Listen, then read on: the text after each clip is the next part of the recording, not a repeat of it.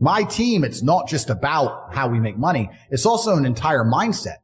I don't want to be the only scared one in the group. If me and my 6 closest friends are walking down the street and a couple guys came up to us with machetes, I know they wouldn't be afraid. So now I'm not afraid. Now no one's afraid. Now you're fucked. It's like a gang, right? You have to have that mentality. So it's not just even about money. It's about your entire life you create. If you're a person, if you're a man and you're out here and you go, you know what? Who do I want to be? I want to be strong and rich and brave and respected. Then I need friends who are strong and rich and brave and respected. That's what you need to do. If you're going to say, oh, I want to be these things, but I hang around with this guy because we play FIFA together, then you can stay a fucking loser. And that is your decision. Stay a loser. I have no sympathy for losers. I want to make this another thing clear that ends up on TikTok and everyone cries their eyes out. I don't give a solitary fuck if you want to stay at the bottom of the societal totem pole. If I'm going to ignore how I feel day after day so I can perform, regardless of whether I'm sad, happy, pissed off, tired, if I'm going to get up and work anyway when I'm tired, how do you expect me to feel sorry for you because you didn't work when you were tired? If I don't care about my own emotions, I certainly don't give a solitary shit about yours. If you want to stay a loser, stay one. Good. It's fine. Stay a loser. I have no sympathy for you. I don't care. If you're the smartest person in your group, you need a new group. You cannot be the go-to person in the group. You run around with losers, you will end up a loser. So, just upgrade your friends. Join a new crowd. Join a new group. Align yourself with people that can encourage you, people that you can learn from, people that you can grow from. You want to align yourself with people who think like you, people who dream like you, people that are stretching and searching and seeking some higher ground in life.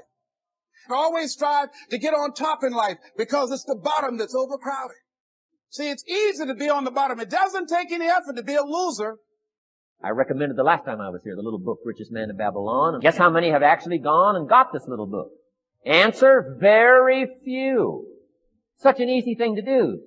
Why wouldn't everybody go get it? We don't know. What do you know? You don't know. I don't know. Nobody knows. We don't know the mystery of that. And I'm telling you, 10 years from now, those numbers will still be the same. 10% will, 90% won't. I used to belong to the 90% who couldn't be bothered even if it was easy. Wisdom of the world available. Transform your life spiritually, socially, personally, economically, and every other way. How many people have a library card? Answer, 3%. 97% couldn't be bothered. And now readily and quickly blames the government and blames policy and blames the pay scale. Here's my advice to you today. Walk away from the 97%. Don't talk like they talk. Don't act like they act. Don't specialize in what they specialize in. Throw away the blame list they cling to. Don't spend time like most people going through life complaining. Doesn't matter what happens to you. The only thing matters, what are you going to do about it? What are you going to do about it? How long are you going to sit there and say, you know what they did to me? How long? Who wants to hear that racket? You say, well, is it as simple as getting a library card and join the 3%? And the answer is, of course. This is so easy. It's so simple. It's not complex.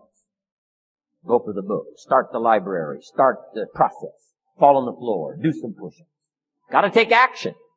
Otherwise, the wisdom is wasted. Otherwise, the emotion soon passes. All disciplines affect each other. Everything affects everything else. Don't be naive in saying, well, this doesn't matter. I'm telling you, everything matters. Key to take home. Every letdown affects the rest of your performance. The least lack of discipline, and it starts to erode our psyche. Here's the problem with the least neglect. Neglect starts as an infection, and if you don't take care of it, it becomes a disease. You say, well, how can I get back my self-respect? All you have to do is start the smallest discipline, like I should, and I could, and I will. You'll never go back to the old way. So labor well, learn well, discipline yourself well. Let's not leave out any of the least of disciplines. This is all you got to do. And once you start down this road, I promise you, you'll join the 10% and the 3%. In the most independent country in the world, 95% are dependent. 5% are independent. Take charge of your own retirement. Take charge of your own life. Take charge of your own day. Take charge of your own conversation. And learn these skills. Develop this kind of strategy. And I'm telling you, life will open up for you. Join the 3%. Walk away from the 95%. Find out what poor people read and don't read it. I'm telling you, don't talk like they talk. Don't blame what they blame. Don't use the excuses they use. It's called the language of the poor. Switch ideas. Switch strategy. Start with the simplest of disciplines. And if you'll invest in this thing called discipline, you can have whatever you wish. It's called the beginning of miracles. Your destiny is too big to get there on your own. But the reason some people never reach their highest potential is because they never get away from the wrong people. You've got to connect with people that understand your destiny. People that can call forth your seeds of greatness. Not people that are always pushing you down, never giving you their approval, no matter how good you do. If you will get the wrong people out of your life, then God will bring the right people into your life. The people that are closest to you, they're with you, but they're not really for you. You're spending all your time and energy on someone that doesn't understand your destiny. I found some people you have to love from a distance. And the Scripture says, don't cast your pearl among swine. When you get around true friends, they won't be jealous of your gifts.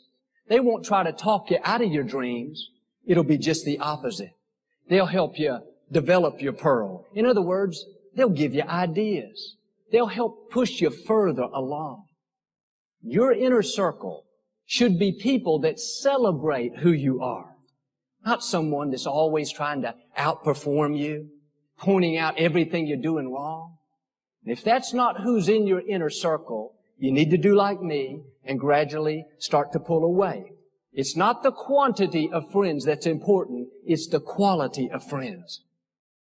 You can't afford to have people in your inner circle that are saying things like, do you really think you're going to get well? My grandmother died of that same thing. Or I know you're praying that your child will turn around. Seems to me like they're doing worse than ever.